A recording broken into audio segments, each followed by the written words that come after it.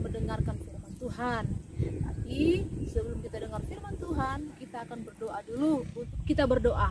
Bapa di surga, kami mengucap syukur pada saat ini oleh kemurahan Tuhan. Kami anak-anak sekolah minggu yang ada di rumah, kami rindu untuk mendengarkan firman-Mu Tuhan. Biar Tuhan berbicara kepada kami lewat pengajaran-pengajaran firman Tuhan pada saat ini. Biar urapi setiap kami Tuhan, supaya firman-Mu yang kami dengarkan akan tertanam di hati kami, tertanam di hati anak-anak, sehingga kami akan memahami firman Tuhan dan melakukannya dalam kehidupan kami setiap hari. Urapi kami Tuhan Yesus. Kami mengucap syukur, kami mendengar firman-Mu dalam nama Yesus. Haleluya. Amin. Nah adik-adik, saat ini kita akan belajar firman Tuhan tentang kerajaan surga, perumpamaan ya. Kerajaan surga itu seperti perumpamaan gandum dan lalang ya. Siapa yang tahu gandum? Gandum itu seperti padi, seperti ini ya. Ini padi. Lihat nih, padi yang siap untuk dipanen atau siap untuk dituai. Oke, nah Tuhan Yesus memberikan perumpamaan hal kerajaan surga itu seperti gandum yang tumbuh itu, ada lalang-lalang yang tumbuh di antara gandum-gandum. Nah, lalang itu berbicara tentang anak-anak yang jahat. Tetapi gandum atau padi ini berbicara anak-anak Tuhan. Nah, ladang atau sawah-sawah itu berbicara tentang dunia ini. Nah, pada waktu tidur ya dikatakan, lalu benih itu ya, yang memberikan benih itu siapa? Tuhan Yesus. Nah, waktu benih itu ditaburkan ya benih padi atau gandum itu ditaburkan itu menghasilkan padi atau gandum. Nah, benih yang jahat itu ditabur juga oleh si jahat. Nah, makanya kalau adik-adik lihat ini lalang ya, ini lalang ya, rumput-rumput liar yang ada di antara padi-padi ini atau gandum. Ya, makanya Tuhan Yesus memberikan perumpamaan tentang padi dan lalang. Nah, padi loh. Padi ini dia tumbuh bersama-sama dengan ilalang ini ya, atau gandum atau padi tumbuh dengan rumput liar ini ya, rumput liar. Coba adik-adik perhatikan. Ini loh, mirip kan sama padi tapi tidak sama ya. Kalau padi atau gandum dia berisi ya, ada isinya. Isinya akan menghasilkan beras. Kita bisa nikmati, kita makan. Tetapi lalang ini atau rumput liar ini tidak menghasilkan apa-apa. Justru dia hanya merusak tanaman yang ada ini atau merusak padi yang sementara bertumbuh. Nah, apa artinya adik-adik perumpamaan ini? Ya, perumpamaan ini dikatakan bahwa pada akhir zaman ya, Tuhan Yesus akan datang untuk memisahkan padi yang tadi Tante Vita bilang padi ini dengan ilalang ini, rumput liar ya. Jadi ini rumput liar ini dia tumbuh di antara padi-padi supaya ini padi-padi mati semua sehingga tidak bisa dituai, tidak bisa dipanen. Nah, ini rumput liar ini berbicara anak-anak yang jahat. Ya.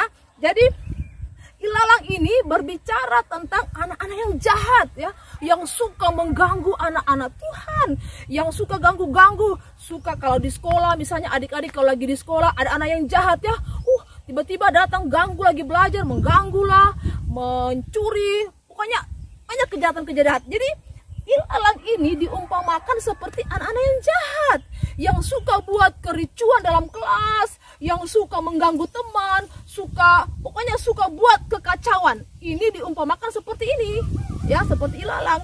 Dan gandum ini atau padi ini diumpamakan seperti adik-adik yang suka berdoa, yang suka ibadah, yang suka baca firman. Jadi seperti ini, seperti padi ini.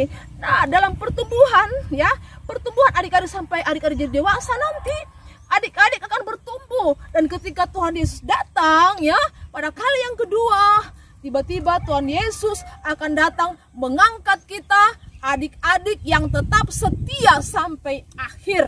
Tetapi anak-anak yang jahat seperti ilalang ini ya, yang kerjanya hanya suka merusak saja, suka merusak pertumbuhan iman orang dan merusak tanaman-tanaman, itu pun akan dicabut oleh Tuhan, lalu dibuang ke api yang menyala, lalu terbakar. Seperti itulah perumpamaannya adik-adik ya.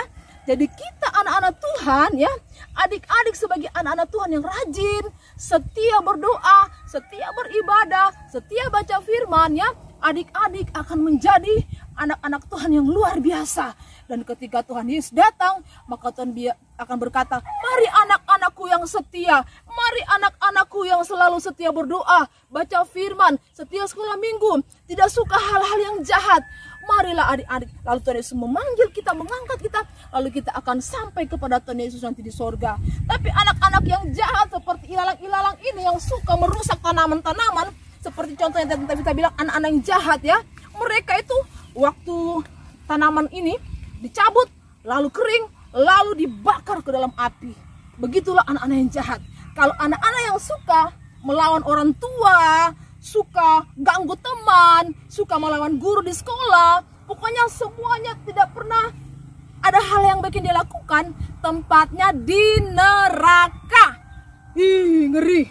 Tetapi kalau adik-adik yang manis-manis, suka beribadah walaupun hanya lewat live streaming saja ya, adik-adik setia berdoa, mendengar-dengar sama mama dan papa, dengar-dengar sama keluarga, pasti adik-adik akan menjadi adik-adik yang luar biasa dan tempatnya di surga. Oke, siapa yang mau surga? Pasti semuanya pengen masuk di surga. Makanya mulai hari ini kalau masih ada yang suka ngambek, suka menangis, kalau dikasih bangun, mandi, tidak mau, harus mulai hari ini dirubah semuanya supaya kita semua, orang tua, adik-adik semuanya, keluarga kita masuk surga. Oke, demikianlah perumpamaan tentang gandum dan lalang. Ya. Siapa yang mau menjadi seperti gandum? Oke, siapa yang mau jadi seperti lalang? Yang mau dibakar, masuk neraka? Tidak mau, tidak. Pasti adik-adik akan suka seperti nih padi yang sebentar lagi dituai. Nih, coba lihat padinya siap untuk dituai, dinikmati oleh banyak orang. Oke, teman Tuhan, hari ini adik-adik bisa buka Alkitabnya di dalam Matius pasalnya yang ke-13.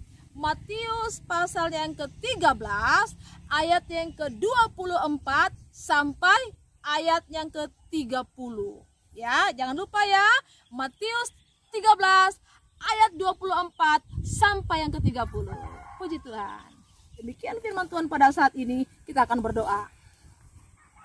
Terima kasih Tuhan, kami mengucap syukur pada saat ini. Tuhan Yesus sudah mengajar kami tentang bagaimana kami harus hidup. Ya, Tuhan Yesus sudah tolong kami, berikan pengertian kepada kami pada saat ini Tuhan. Firman-Mu yang sudah kami pelajari pada saat ini Tuhan, kami tidak mampu untuk memahaminya. Roh Kudus, berikan pengertian kepada anak-anak sekolah minggu, kami semua, supaya kami bisa pahami firman Tuhan dan kami bisa melakukannya dalam kehidupan kami setiap hari. Berkati kami semua, berkati anak-anak yang di rumah, berkati semuanya Tuhan. Kami percaya berkat-Mu melimpah atas kami saat ini. Dalam nama Yesus kami mengucap syukur, kami sudah berdoa. Haleluya. Amin.